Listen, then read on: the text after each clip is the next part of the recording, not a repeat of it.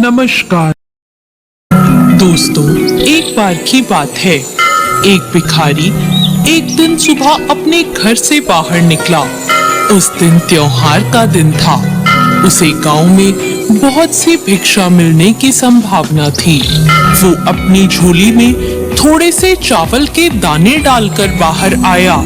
चावल के दाने उसने इसलिए डाले ताकि लोगों को दिखाई दे कि किसी और ने भी उसको भिक्षा दी है। रास्ते पर आते ही सामने से राजा का रथ आता हुआ दिखाई दिया।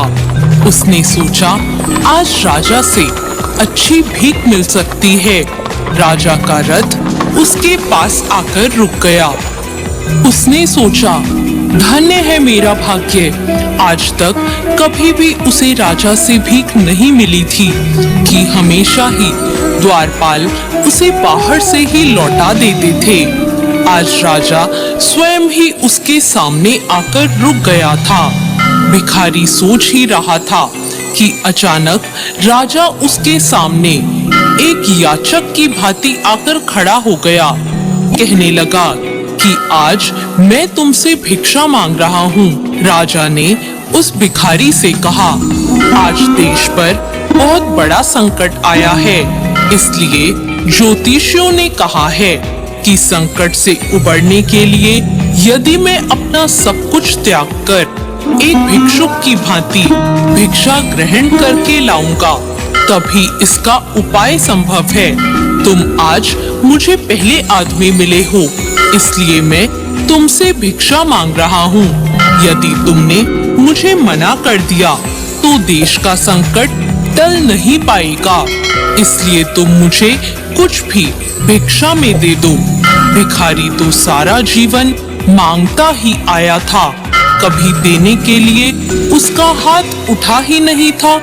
सोच में पड़ गया कि आज कैसा समय आ गया कि एक भिखारी से भीख मांगी जा रही है और वह मना भी नहीं कर सकता।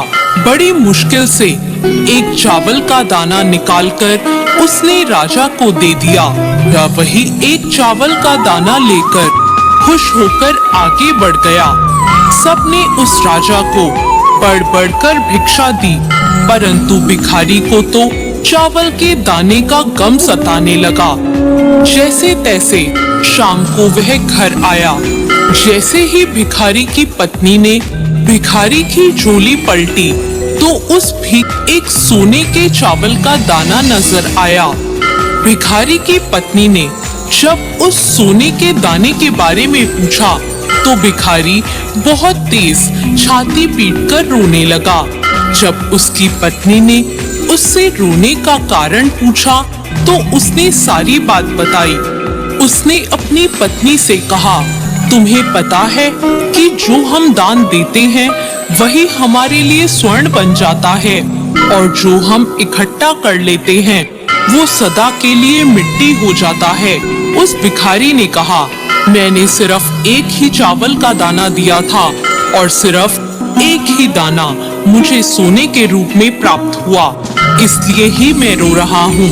उस दिन से उस भिखारी ने भिक्षा मांगना छोड़ दिया और मेहनत करके अपने परिवार का भरण पोषण करने लगा।